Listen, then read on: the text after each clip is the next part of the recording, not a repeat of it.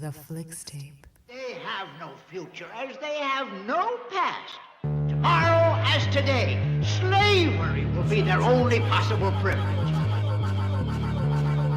We gods, man. We kings, man. We lords.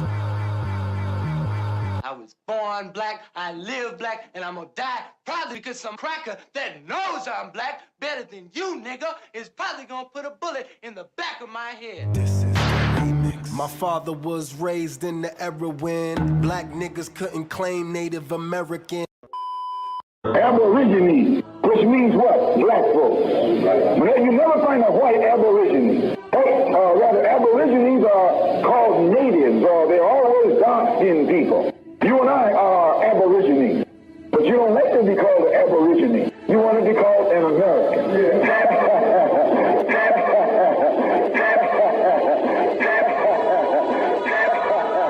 Aborigine actually means from the beginning.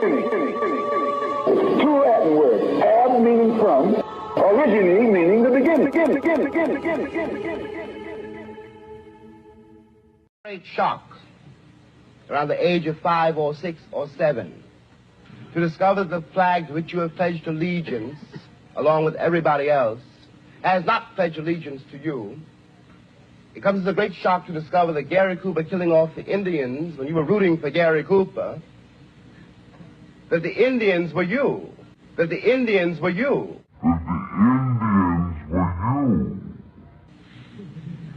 It comes as a great shock to discover that the country, which is your birthplace, and to which you owe your life and your identity. Remember that big Indian dude in that movie? Mm-hmm. He was cool. And then he couldn't talk unless he was talking about gum? Yeah. You know, I think you're not supposed to say Indian either. No way, really? Yeah. I think you're supposed to call them African Americans. Oh, you're shoemakers now. And more importantly, you're a person of color. You're no longer a Nipmuc person. And that shows through in these county histories and also in the census records at the time. You find a person described in the 1860 census as an Indian. In the 1870 census, they're described as a person of color or a colored person. Same person, but the census taker, as part of the white dominant society, decides that this person is no longer Nipmuc. Since y'all always screaming about DNA, watch what the biology professor says about DNA. Watch this.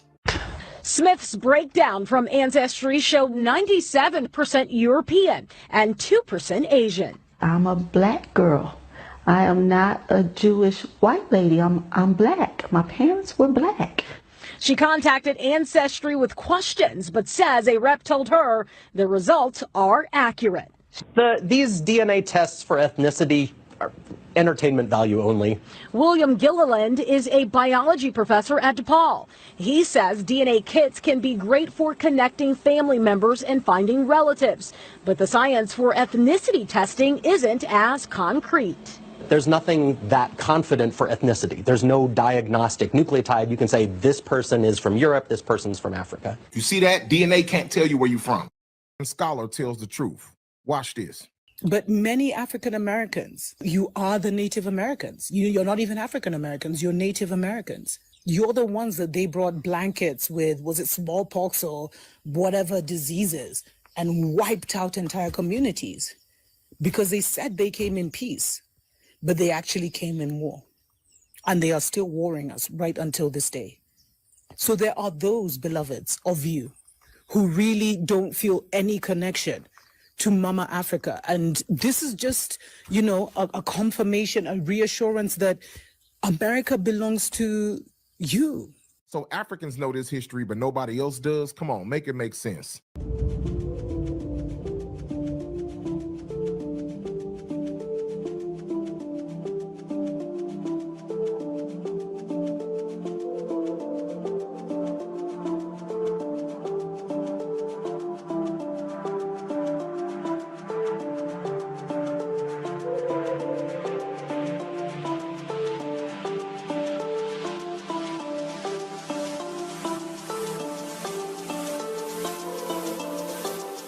At me. And so with the help of my wife, we extracted enough saliva to send off in the mail. We were so excited to see the results. After about 3 months, we were shocked. My lizard was 51% Ashkenazi Jewish. He was also 48% West Asian. This was really interesting. They also gave us a little bit of his background and his history, what he liked to eat, etc. Let us know which animal's DNA we should send in next. You don't have to try to be something you're not. Trying to be something I'm not? Trying to be proud of my African heritage? That's being something I'm not, then fine. My grandmother was a full-blooded Iroquois. I know all of that, Mama. They don't know this. I am alive because of the blood of the people who never scraped or begged or apologized for what they were. They asked only one thing of this world, to be allowed to be. It broke my heart when you changed your name. I gave you my grandmother's name, a woman who bore 9 children and educated them all. Who held off 6 white men with a shotgun when they tried to drag one of her sons off to jail for not knowing his place. And you had to reach into an African dictionary to find a name that would make you proud. My father was raised in the era when black niggas couldn't claim Native American. Making music would've thought I had help, but the Indians I know wanna be the chief they self. All right. Let me get some fists and feathers in the chat if you can hear me loud, crisp, and clear, and we'll go ahead and get this party started. Guys, make sure to smash the like button on the way in, share the video, hit the Cash App or the PayPal if you support the mission. I do now offer genealogy consultations to help you guys that are looking into your possible indigenous heritage. The usual price is $75, but if you book before July 1st, then we can go ahead and give you a discount, and it'll just be $50 out the door. But guys, the whole reason why I'm doing this live stream here today is because I've got a lot of people who've been coming to me lately. A lot of people have been asking me about blood quantum. You know, I'm a pretty public individual. I even share my citizen ID card, like you see right there, proud member of the Muskegee Creek Nation. And you can see right there, it says a section for blood quantum, and it says mine is 1/32. So, you know, a lot of black folks are just now coming into this Aboriginal history. A lot of them are just now getting in touch with their indigenous roots. And a lot of you guys have questions, and blood quantum is one of the biggest questions I've seen out there. Blood quantum is something that is used to apply for citizenship with some tribes.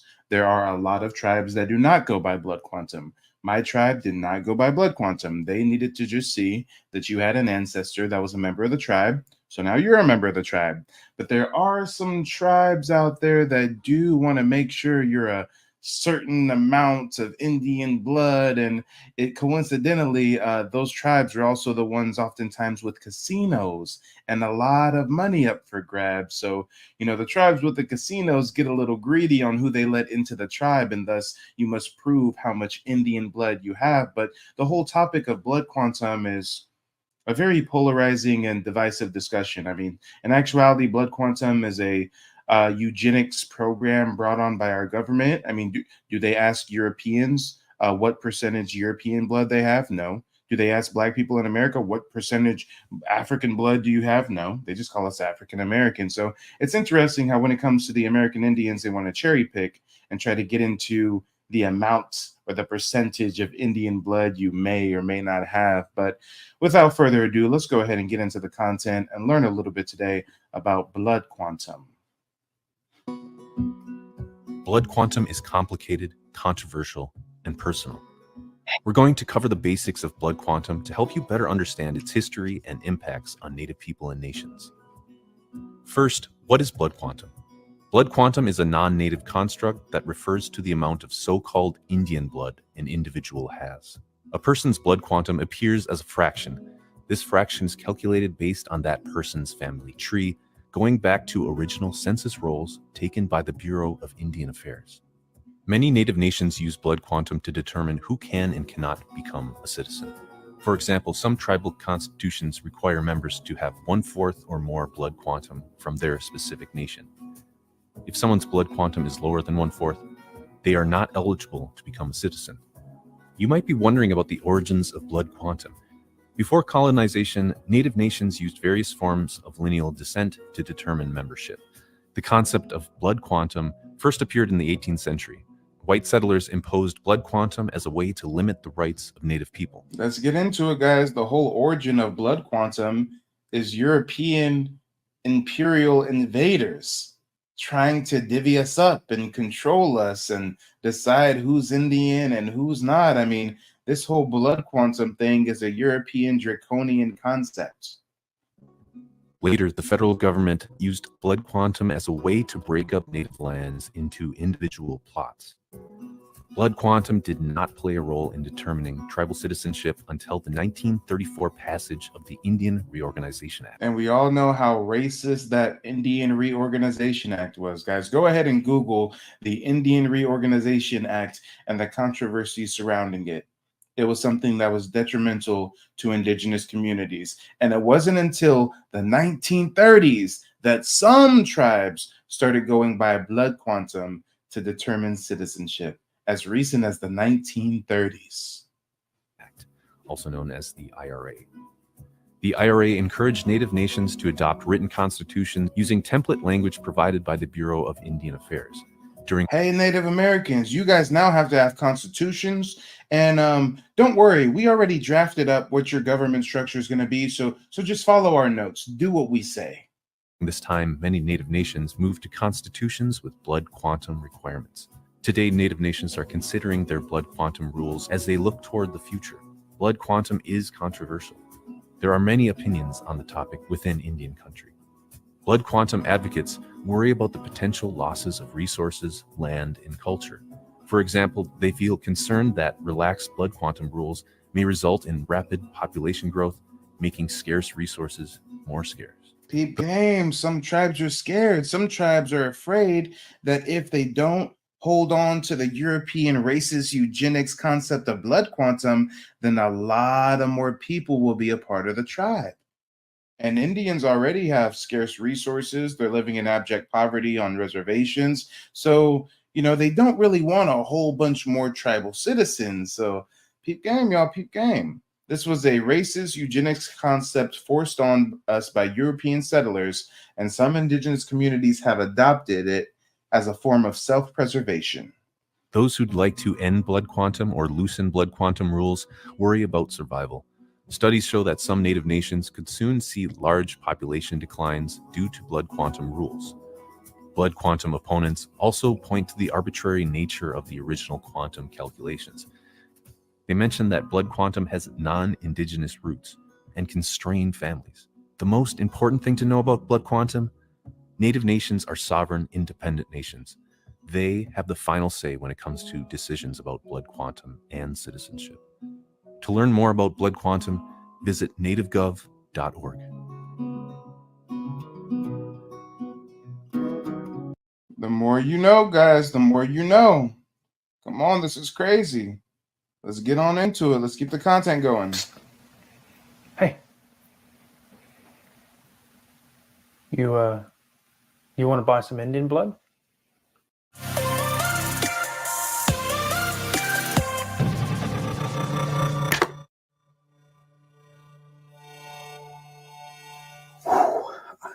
Hato, everybody, welcome back.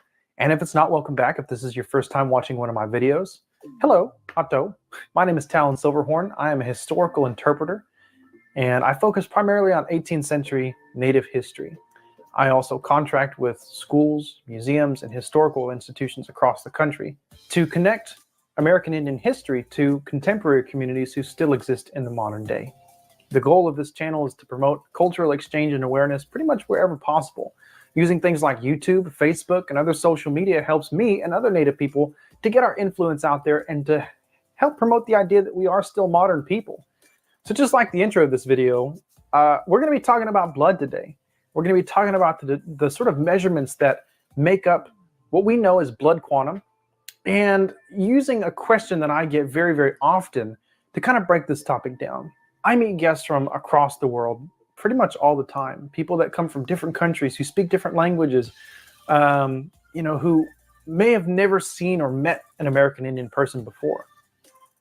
But once we get talking, once we kind of build up a little bit of rapport and we have answered a couple basic questions, one of the things that people are most curious to know is, are you a real Indian? It's an excellent question, and it's something that I think takes very different forms depending on where you're from. But how much Indian blood do you have? Are you actually a descendant? Are you a real Indian? Do you live in a teepee? Can I touch your hair? What does my dream mean? Do you pay for gas? Do you pay taxes? Do you have a casino? What does my dream mean? What's in the peace pipe? These are not questions that I get very often, but you get the idea. So this question tells me ultimately one big thing, but three very interesting things that I think I want to break down real quick. The first part, this question rests on the inherent premise that there is an is not. Native, not native. 2, if there is that inherent premise, there is some line that divides those things.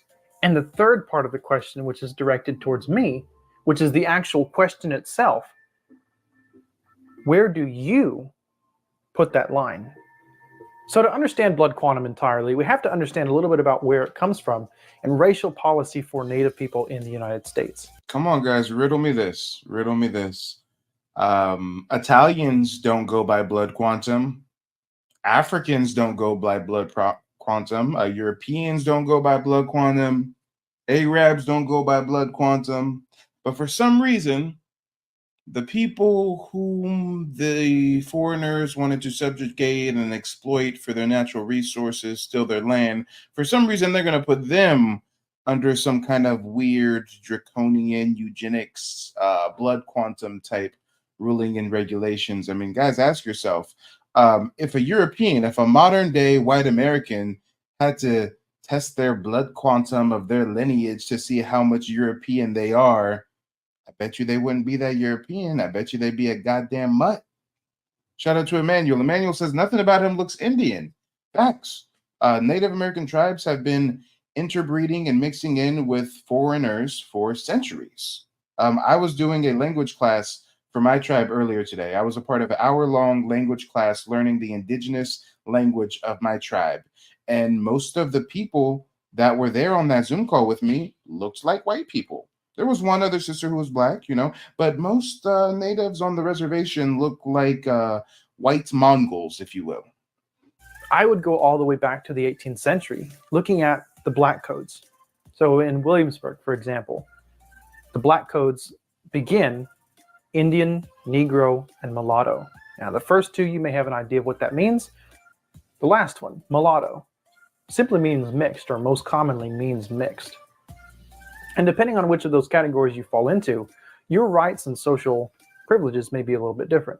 Focusing on Indian, if you're from a tributary tribe, like the Pamunkey, the Nottoway, the Monacan, you're subject to those codes to a certain degree.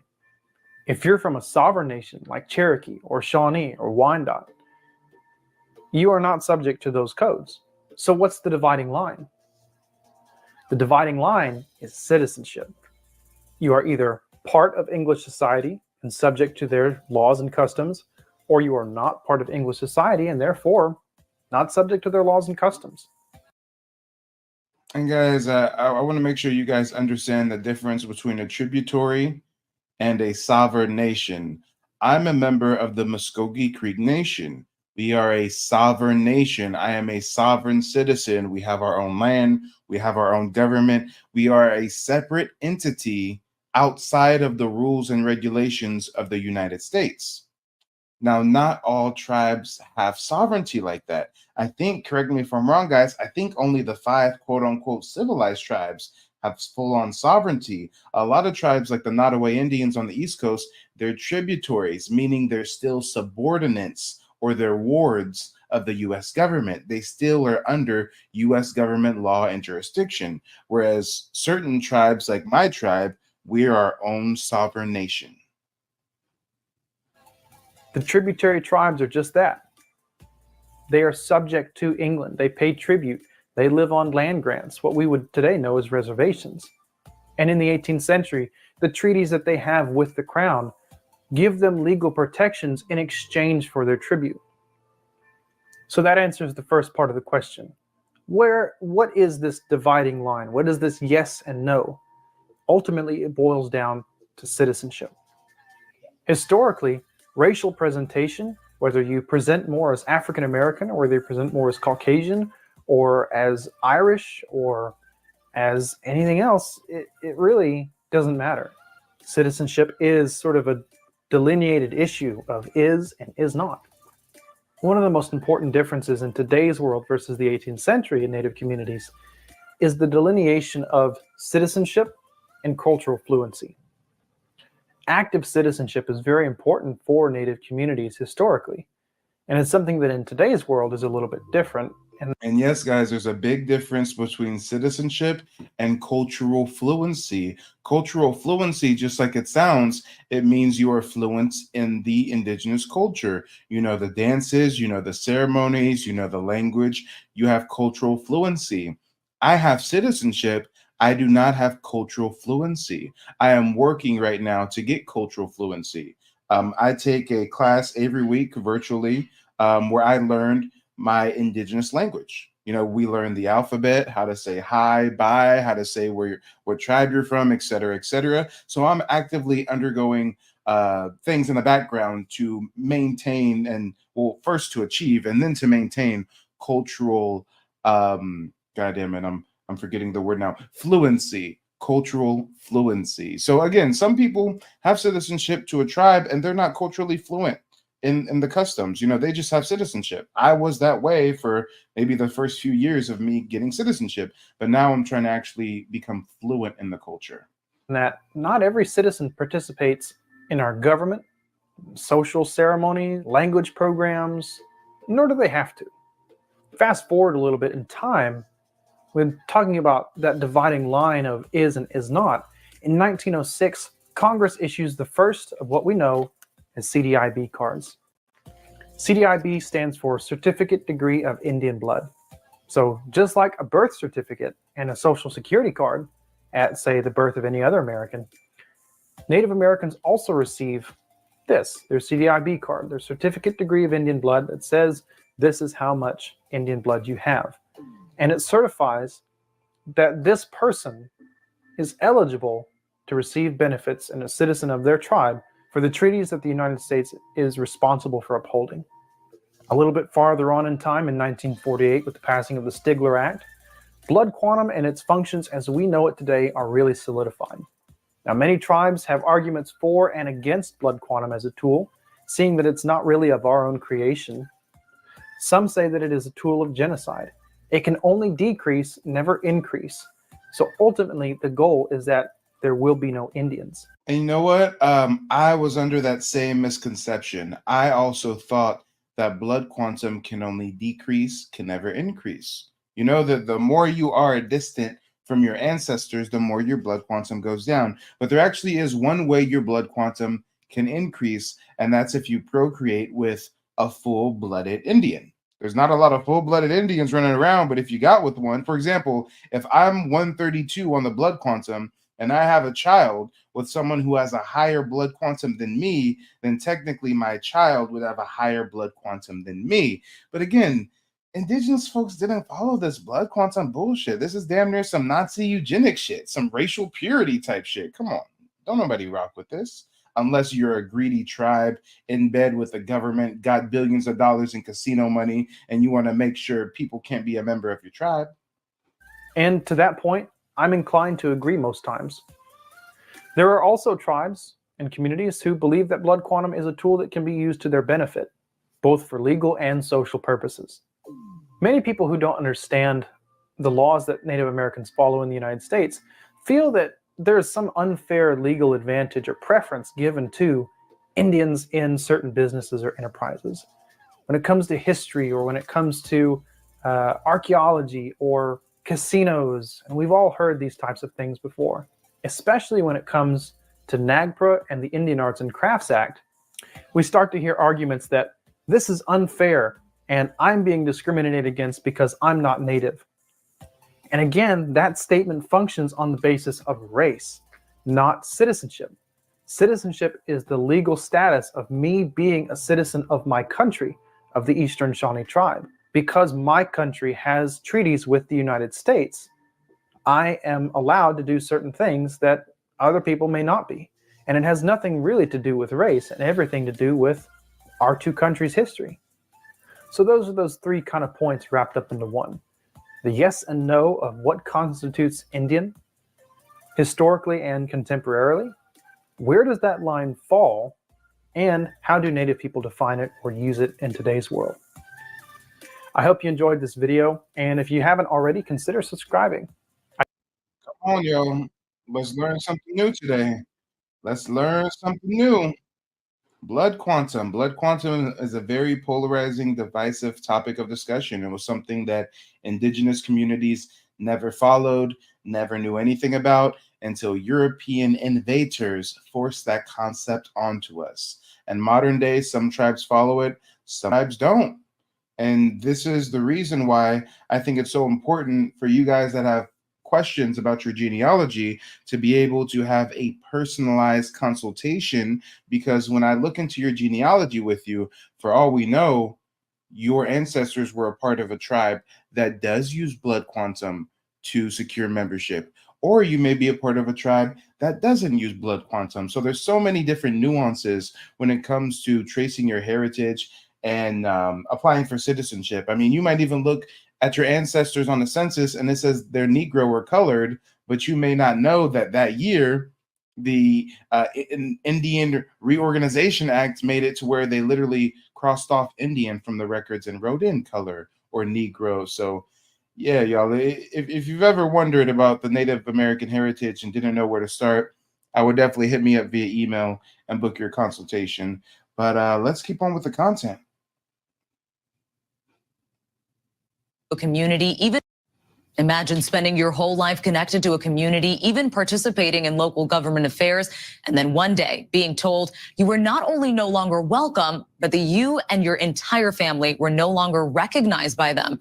Our Mireya Villarreal traveled to Washington State and looked into the tribal disenrollment one family claims is unjustly leaving them without a home and identity.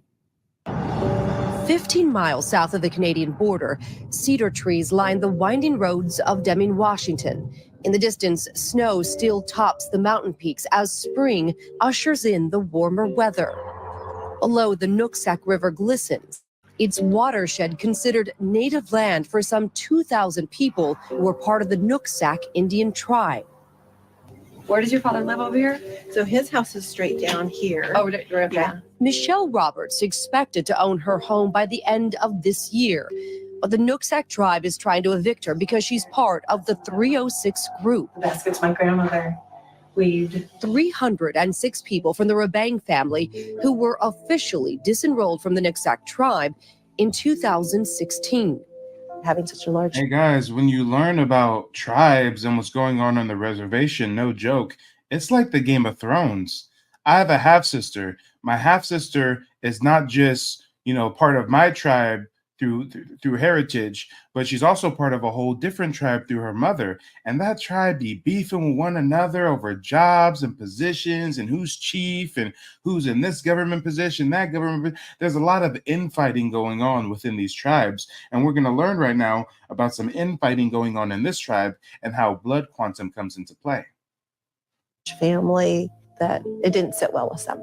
It's always been like a family feud, a kind of thing within tribes where their people want the power. It all comes down to the greed and the power grab. Michelle officially became a member of Nooksack in 1983, at one point serving on the tribal council. All of that taken away when a former tribal chair questioned her family's lineage to Nooksack, and with the help of other council members, they began the process of disenrolling Michelle and the other Rabangs. Have you been able to gather the documents to try and re-enroll and try and prove that you belong to this tribe? We have the documents, yes. And it proves that you are Nooksack? In our eyes, yeah. And for anybody saying that she looks like she's Asian, yes, I agree. And if you want to get into the history, we can get into the history a little bit. First and foremost, there were 3 different races of Native Americans. The oldest was the Anasazi. They were black folks. Then you have the, you know what? Hold on. You know what I want to do? I think I actually have a screenshot somewhere. I think I should actually have a screenshot somewhere, or maybe even a PDF that outlines these different type of tribes. Give me just a moment, guys. We are going to cut to a quick commercial break. You know what? I don't even think we need to cut to a quick commercial break. Y'all know me as the king of receipt. I think I got these receipts right here. I'm telling you, there's 3 different races of Native American tribes. The oldest was the Anasazi. The Anasazi were basically black folks. And then you've also got some more Mongol-looking Asians. You've also got some Mongol-looking Asians, some Mongol-looking natives. And here we go. I know the fastest way for me to share this with you guys. I did a video not too long ago that went into indigenous surnames. So if you guys go to my channel, if you go down to Native Black Americans, we've got this one right here on the surnames. And he went through the surnames, and before it went through the names, it went through the 3 different races. Here we go. Here we go. Here we go. All right. As people still keep the name to Brown. Here we go. This is what we're looking for. Look at this right here on the screen. There was 3 different races of natives. There was the Anasazi, aka the Amerindian, aka Negro people, who were the original, oldest and largest population with over 500 million. As a collective people, they developed a culture and civilization called the North to Northeastern Mound Builders, Eastern Woodland Peoples. A lot of the black natives were in the East Coast, the South, a little bit in the Midwest. Then you've got the Southwestern Plains Indians. The Southwestern Plains are the first immigrants. They migrated from Asia to the Central Plains, Navajo, Pueblo. They're the ones that are Asian mixed with some Anasazi. So basically Asian mixed with black. Then you have the Alaskan people who are mixed with Anasazi, Asian, and a little bit of Serbian. So guys, there's 3 different distinctive races of Native Americans. And when you get into, you know, why some of them look so Asian and why some of them don't, it really is based off region. It's said that the Plains Indians, they were the ones that were really Asian for the most part. Well, they say that the Bering Strait was where they came through. Guys, peep game.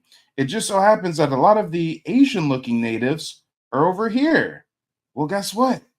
If this really was a ice path that they could have taken over here, if at one point in time this was iced over, like they say, during the ice age, and they can walk on over, well, what's on the other side of this? Oh, it's Russia and Mongolia. So come on, guys.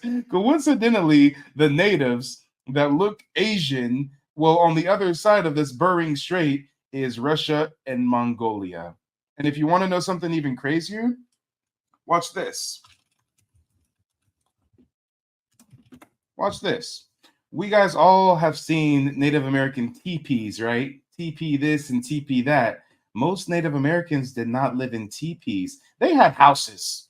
We had houses, motherfucker. Watch this. A Native American long house. They called them long houses because they were long. We lived in houses like civilized folks. These were our structures. You know, us black Anasazi Indians on the East Coast, the Midwest, this was our structures. We didn't live in no damn teepee. Them Southeastern Plains Indians lived in teepees. And guess what? This is a Native American teepee. And if I take Native American out and type Siberian, oh, it's the same exact type of housing structure as the Siberian folks. So when you wonder why some Native Americans look so Asian, they were the first to immigrate. That's all. The original Native Americans were black Anasazi folks on the East Coast, Florida, South America, other parts, right? Then after the Ice Age, or whenever the strait was able to be traversed, these folks came over and they brought their teepees with them. Come on. Let's get into the history, y'all. Let's get into the history. So if you ever see an Asian that's looking kind of like a Mongol, they are. And they get real sensitive about, doing any DNA or doing any, testing versus their bones versus Mongol bones, because they don't really want that to get out, that they're not necessarily indigenous. They were just the first migrants. But let's get back into the content, y'all. Hopefully that explained a bit for you. Did you ever think that you would have to do all of this just to... No, not at all. When your grandparents say, you're from a certain area, this is who you are, this is where you belong, you believe them. And having to find documents to prove that, it's kind of demeaning. The UN even weighed in. Look at what she just said. She said, well, my mama told me I'm Native, so that should be good enough. And it's so demeaning that I have to go through documents and prove I'm Native. Come on, y'all. But when a Black person claims their Native American heritage, it's, oh, you a wabo, oh, you a pretendian. Let's see who the real pretendians are. Expressing concerns over the evictees' human rights and due process. They urged the U.S. government to step in and halt the evictions. The federal government responding, saying they found the tribe to be in compliance with its procedures. Where would you guys go? We don't know. I don't know at this point. We're going to be struggling if it gets to that point. But Michelle is hopeful the newly elected Nooksack tribal chair, Rosemary LeClaire, will hear them out. We're hoping that she will sit down and actually look at our documents with open eyes. That generation seems to be more open to put a closure to this. We need to start healing. Healing may be hard to come by. Rosemary LeClaire supports the disenrollment of the Rebang family. In her first ever interview, she says this has nothing to do with power and everything to do with preservation. I don't want to string along hope. That's not who I am. I need to defend the Nooksack people. I need to defend... Damn, she coming out swinging. She did her first interview as a chief or whatever the title is, and she said, hey, I ain't here to string along no hope. I'm here to preserve the tribe. They ain't a part of our tribe. My children, and to portray the truth that Nooksack were humble people, and there's not much that we have to be offering even our own people. The little resources that we do have, we need to make sure is secured for our future. Is this a war between families in no. this situation? It's the simple fact that they do not have lineage to Nooksack. Tribal disenrollment isn't unique to Nooksack. According to some estimates, some 10,000 people have been affected by disenrollment nationwide. It's the rise of tribal self-determination coupled with an influx of gaming money contributed to a lot of political pressure to create disenrollment. The vast majority of tribes did not do this. They did not go down that road. And yet, Nooksack did. One of Nooksack's casinos shut down and the other isn't a cash cow, so there's no money to really fight over. Come on, y'all. They want to claim there ain't no money to fight over, but they do own a casino. But the casino isn't really a cash cow. Don't fall for the hype. They getting money out that casino. And guess what? If you're a citizen of a tribe that has a casino, you getting cashed out. The Cherokee people get $70,000 per month, just off rip. You ain't got to work for it. You ain't got to nothing. $7,000 in your bank account, direct deposit every month. So if you're part of a tribe that has a casino, oh, imagine the infighting. Imagine the Game of Thrones type power struggles when there's only so much money to go around. But those who no longer belong to a tribe can lose access to tribal resources like healthcare, education grants, and housing.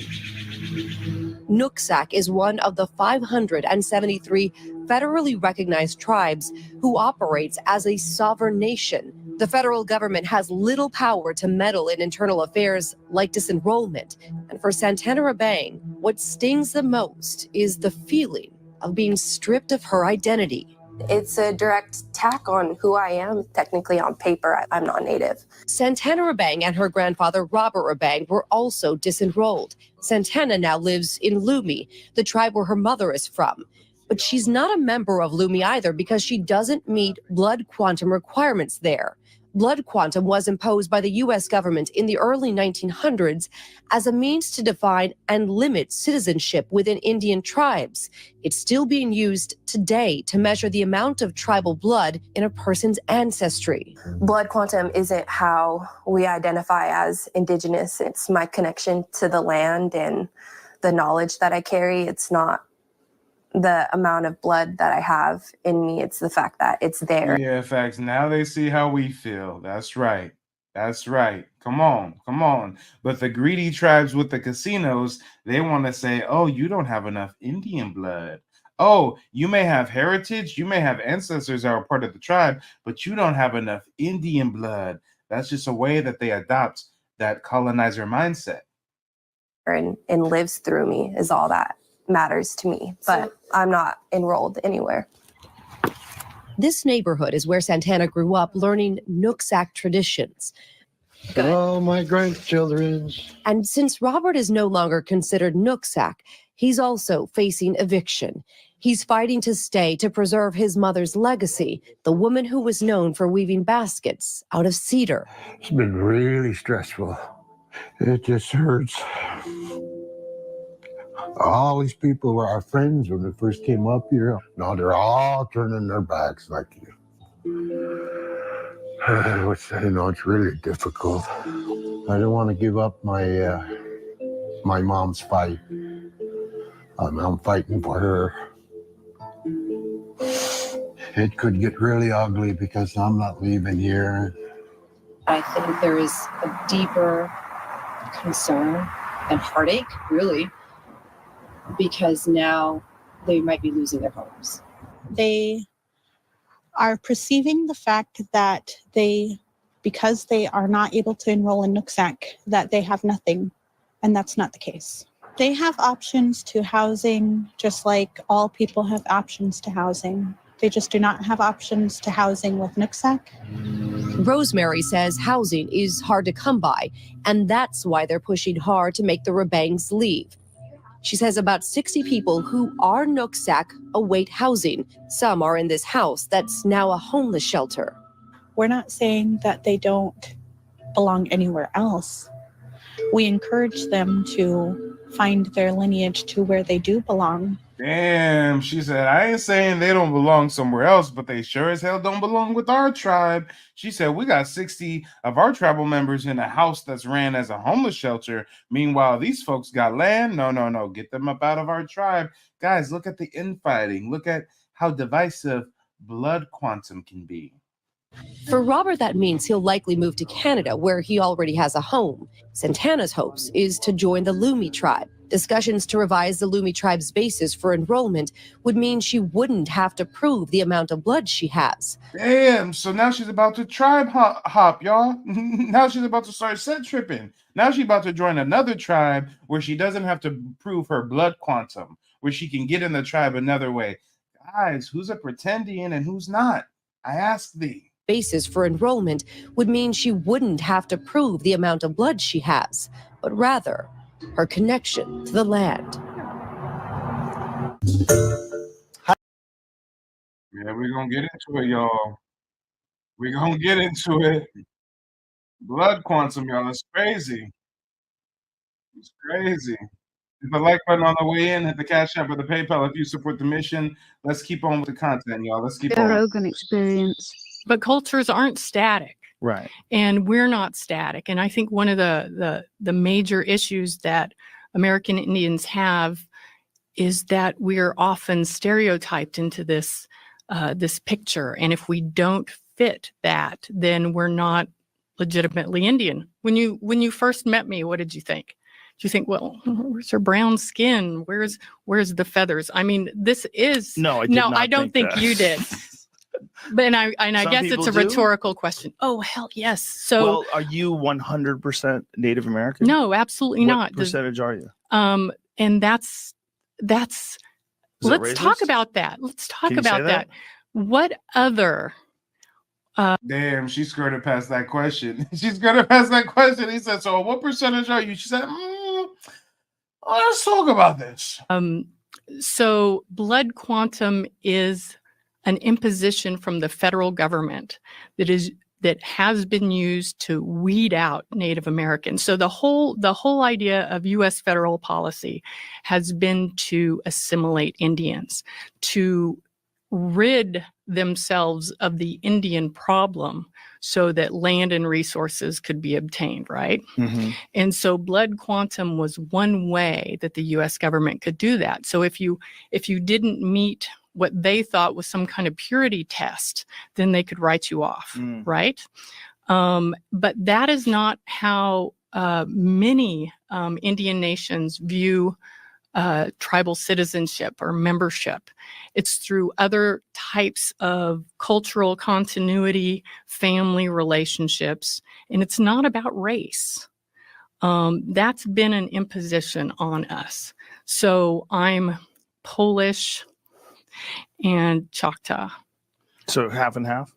Something like Something that. like that. Cynthia Ann Parker is probably a good example of that, right? Because she was 0% Native American, but was purely Comanche. Right. Absolutely. Italians are very similar. I'm Italian, but I have a last name that's Irish because I'm 1/4 Irish. So growing up around Italians, it was always like a way they made fun of me. You know, it was always a funny thing. Like, Right. are you sure you're Italian? You know, like it's a, you know, it's like, it's a purity test. Like Italians like a nice last name with a lot of vowels. Yeah. You know, that's what they like.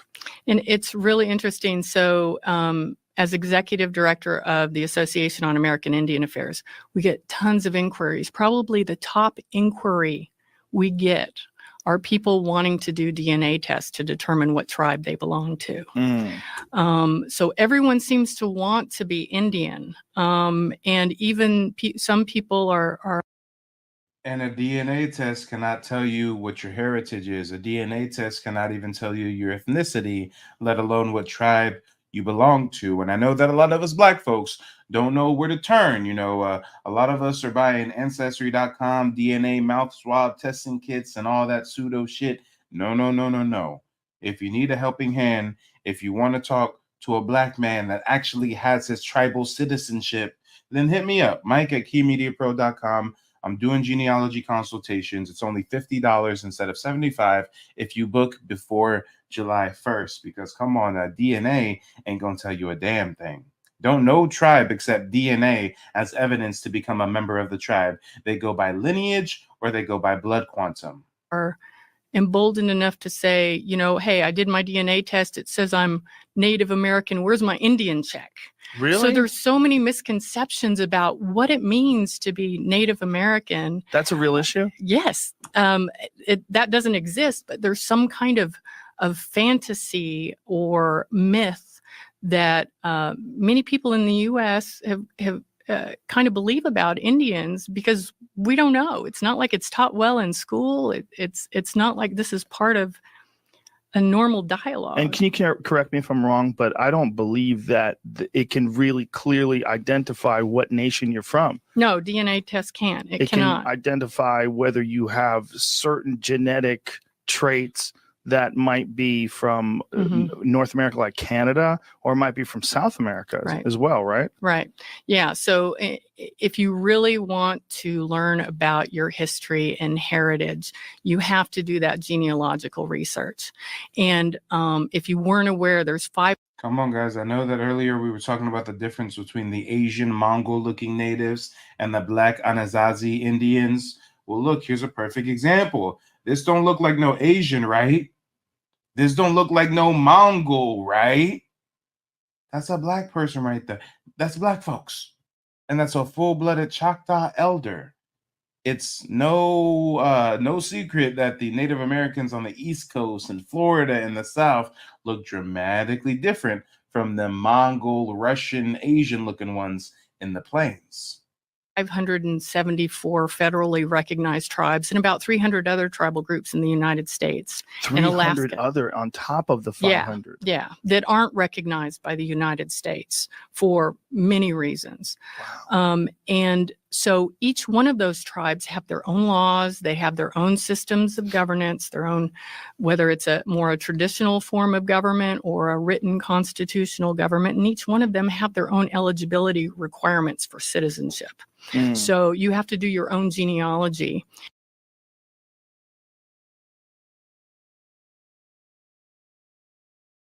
Oops, hold on, y'all. I'm having some technical difficulties. Hold up. And I clicked on the wrong button. Bear with me a moment. Here we go. Are. Some of them are residency, some of them are familial relations, and some of them are blood quantum. The term Indian, is that okay to use? That's actually a legal term of art. So Indian is a defined legal term in federal law. Of art? It's a legal term of art. That's, what does that sorry, mean? I'm a lawyer. Oh, that just means that it's a defined federal term that has a specific definition in U.S. code. We tend to like to be called the nation that we belong to, right? Who our people are. So for you, it would be Choctaw. Choctaw, right? And for others, whatever, Cherokee, what have you. A lot of people use Native American, and that's a broad term because that really can define folks from south of the invisible border or north of the invisible border and in the Western Hemisphere. So it's a much broader term. Indigenous peoples is a great term. Yeah. A lot of people in Canada, they use First Nation. First Nation. Mm-hmm. Yeah. And they have a very interesting relationship with First Nation people up there. It's similar but different. Mm-hmm. You know, they have very different rules in terms of like hunting and fishing, and they basically could do whatever they want. Whereas the people that live, I have friends that live in Alberta, and First Nation people can, they don't have hunting seasons. They just do whatever they want. They basically say, look, let's just pretend like we never invaded, and you just live how you would normally, but with modern equipment. So it's a little odd, but there's no way getting around it being odd. Come on, y'all, let's get into it. Y'all said ain't nothing to talk about, or y'all crazy. Y'all ain't got no chill, y'all. Come on. Who in Egypt, for example, and in other cultures that they're trying to get those back too. Well, imagine so if there was a museum where you can go and look at Ronald Reagan's head. Right? Some people would probably enjoy that. For sure, I'd go. But it is one of those things where it's like, okay, I kind of get it, right? So if you have the bones of Sitting Bull on display in some sort of a plexiglass case in a museum, and people are like, oh wow, that's cool. Okay, would that be cool if that was Ronald Reagan? Would that be cool if that was someone from our lifetime that died? What if they had Janis Joplin's head, in a box somewhere, and you can go stare at it? Wouldn't that weird you out? Yes. Or how about Amy Winehouse? How about someone who died? Yeah, see what I'm saying? Yeah, someone who died really recently. It'd be like, what are you doing? Well, and maybe we need to look at it. Come on, y'all, be nice. Be nice to our Choctaw Polish Jewish sister, okay? Come on. Y'all said she not like us, y'all. She not a colleague, she a colonizer. You not a colleague, you a fucking colonizer. The family matter and the truth of the matter. Here was God's plan to show y'all the liar. They not like us. They not like us. They not like us. They not like us. They not like us. They not like us. They not like us. They not like us. They not like us. They not like us. They not like us. They not like us. That way. Yeah, well, and that's the thing, is that we don't seem to look at Native people in that way. We don't seem to go, oh, that's not okay. Oh, it's not okay to outlaw their religion. Well, how would I feel if someone did that to me? Right. Right. It's a double standard, or I don't know what you call it, but it's just racism. Yeah, in a way, racism is the right word. Could you go to Kennewick Man again and find out what the date is? I'm just curious as to what the date is of his demise, like what they date his skeleton back to, because this is something that Oh shit, y'all! Oh shit! I didn't even realize. Old Jewish Polish girl claiming Choctaw. I didn't realize that this photo that I shared of this indigenous elder is a Choctaw elder. So goddamn, she don't really look. She don't really look that Choctaw. I mean, old girl on Joe Rogan ain't looking that Choctaw compared to this Niji right here. I mean, I'm just saying, we got to call a spade a spade. Someone actually had brought up to me that there are many Native American cultures that don't believe the story of people coming across the Bering Land Bridge from Asia.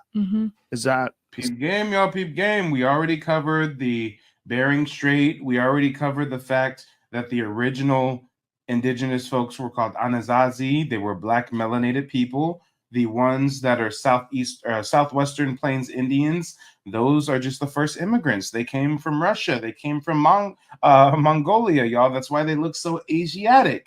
And those Asiatic Indians are upset that folks are calling out the fact they walked across the Bering Strait. They want to say, oh no, we've been here forever. We've been here forever. But if you take some of their bones and compare them to bones in Mongolia and stuff, I mean, there's a match.